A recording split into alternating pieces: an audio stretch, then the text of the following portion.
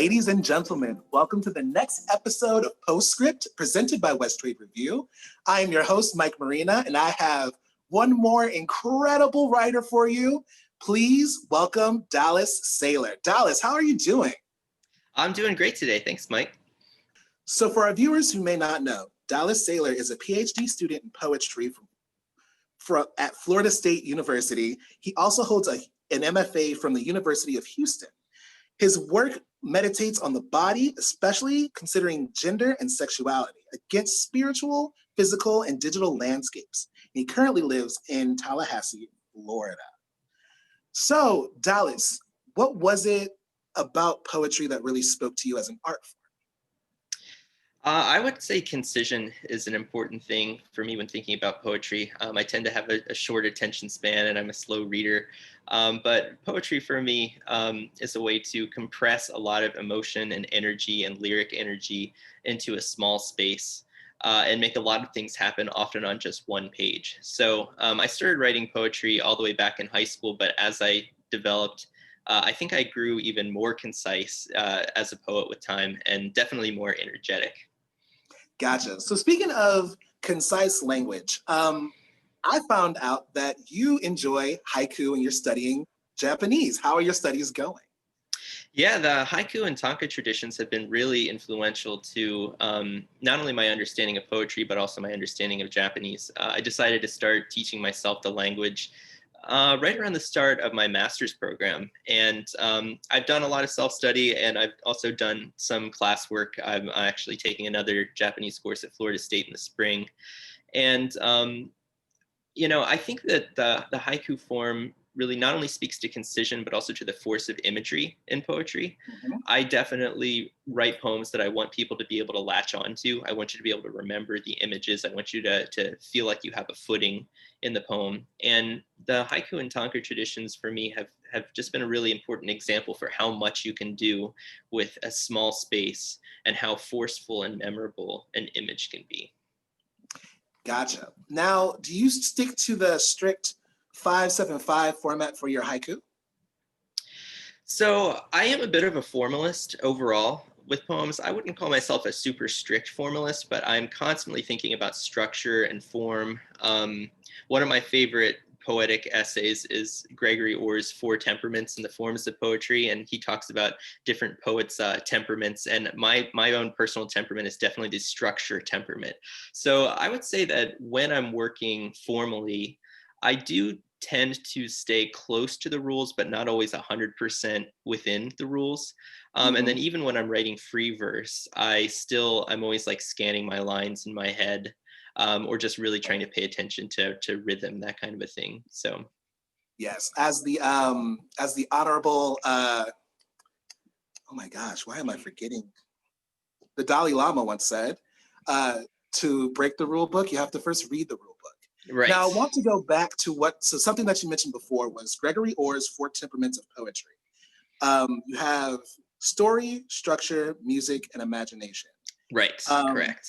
You've said that structure is probably one of your primary temperaments. Yeah. What would be your secondary one? Ooh, I think that it would have to be image or imagination. That's a bit of a hard one to nail down for me, because I think that the way that Orr defines imagination in his essay, he thinks a lot about how images leap from image to image and how sometimes, a poem can take on a lot of wild lyrical energy leaping from image to image. Mm-hmm. And I don't always take super aggressive leaps with my imagery. Sometimes I do, but I do place a lot of stock in images being concrete, being precise, and being a way to ground readers in the scenery and in the context of the poem. So I would still probably say that imagination or the image is my secondary temperament. Imagination and structure. It's interesting that because it sounds like you build your poems almost like an architect would, because you have to create the image, but you also have to make sure you have a solid foundation. Absolutely. May I ask you a question? What is your connection to Matthew Dickman? So Matthew Dickman is one of my favorite contemporary poets writing right now.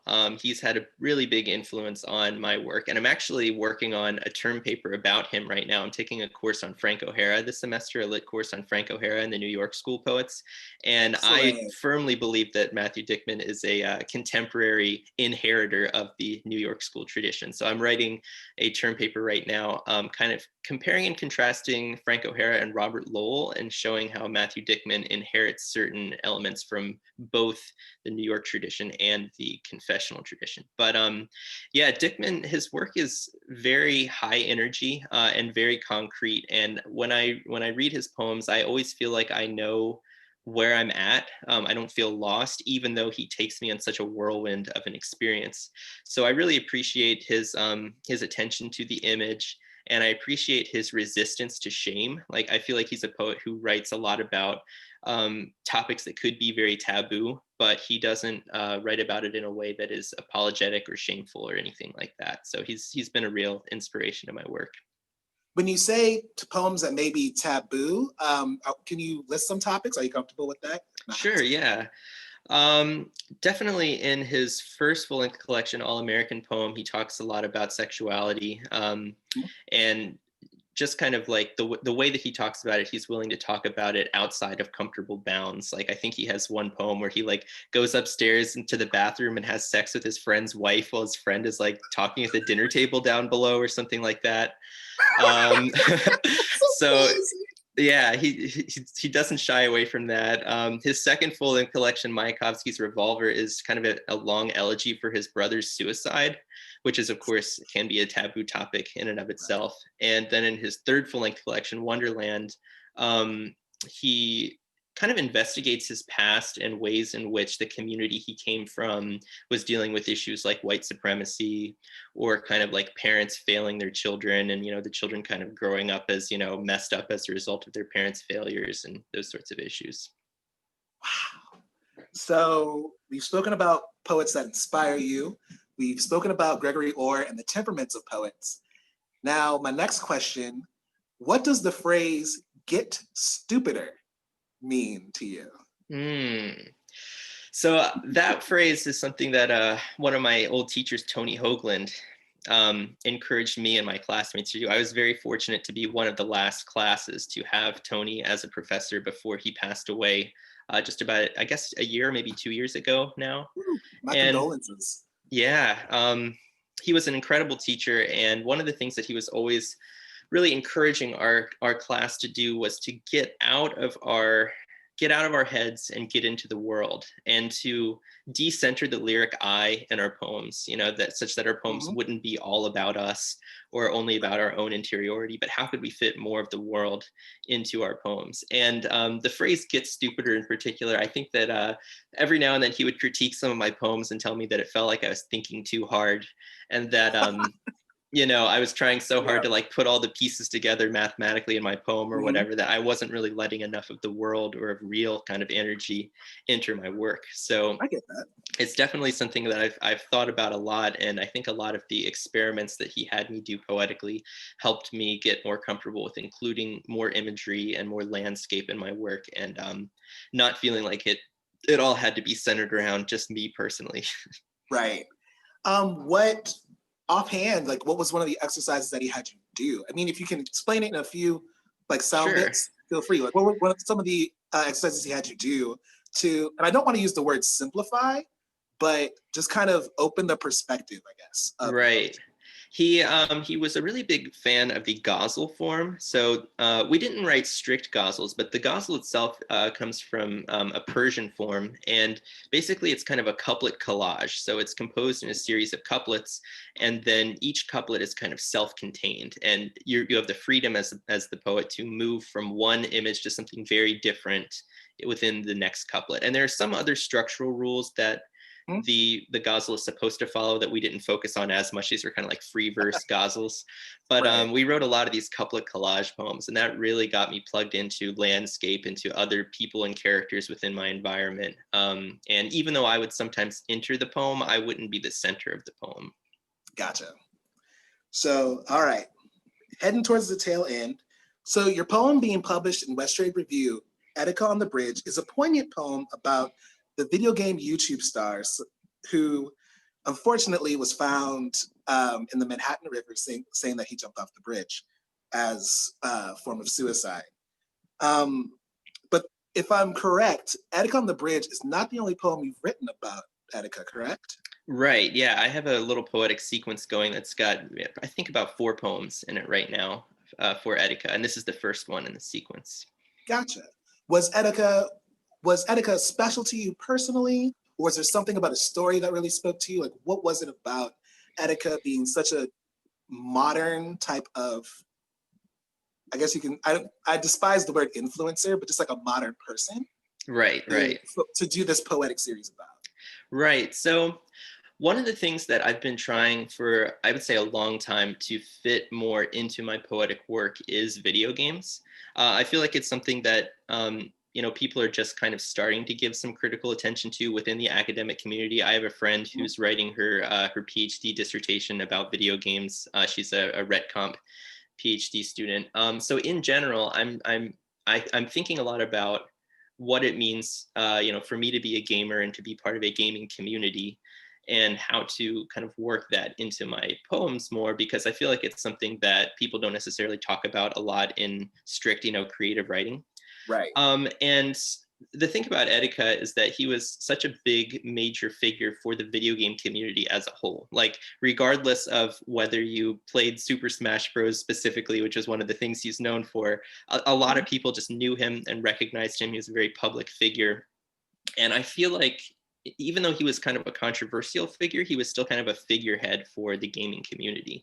Very and much so because I kind of see myself as a poet who's also a member of the gaming community, I felt like, when he died and when his death really impacted me, that it was kind of maybe my responsibility as a way to elegize or give back, that like I should probably be one of the people to memorialize him. Not that I should be the only one to, and I don't know if anyone else has written about him, but I've seen, for example, like a mural went up in New York City, they painted a mural for him.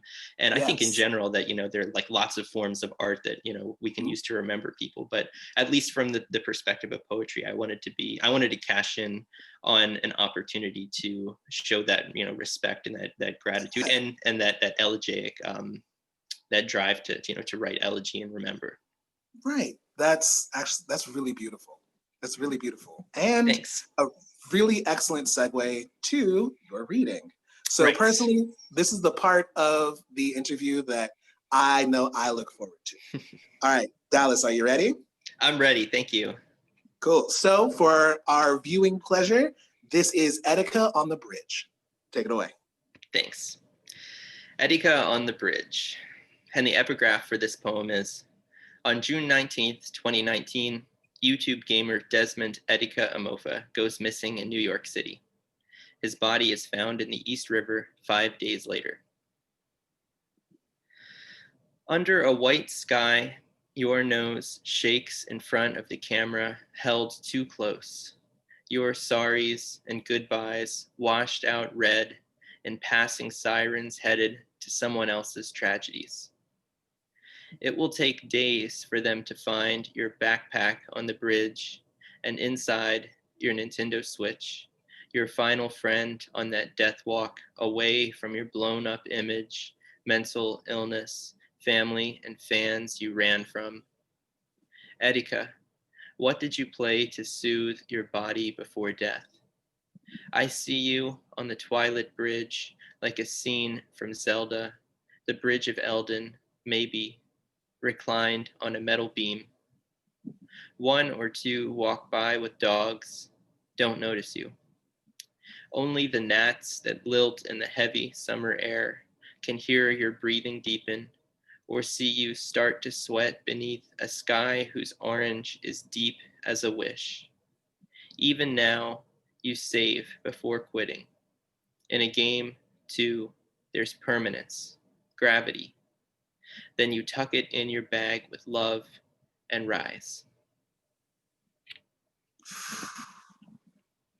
Absolutely wonderful. Again, Dallas, you are an extraordinarily talented writer.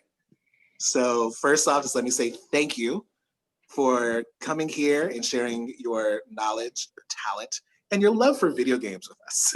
Absolutely. Absolutely. It's been a pleasure. So before we go, I do want to ask you, where can if our viewers want to read more of your work, possibly more of these, the poems about Etika that are in sequence, what's the easiest way for them to find you in this wild, crazy world of the internet? Right. So regarding the Etika sequence specifically, another one of the poems actually just got taken recently by the Atlanta Review. So that one should hopefully be forthcoming within a couple months. Nice. I don't currently have a literary social media account, but I do have a gaming Twitter and Twitch. And if you want to follow me at either of those sites, it's Delphi, like the Oracle at Delphi, _SPL. So feel free to follow me on Twitter or Twitch. Awesome. All right, Dallas, this has been an absolute pleasure. So thank you once again on behalf of West Trade Review and myself personally. Absolutely. It's been an honor to be here. This is wonderful. And to the viewers of PostScript, this is Mike Marina, and I will see you all on the next episode. Take care.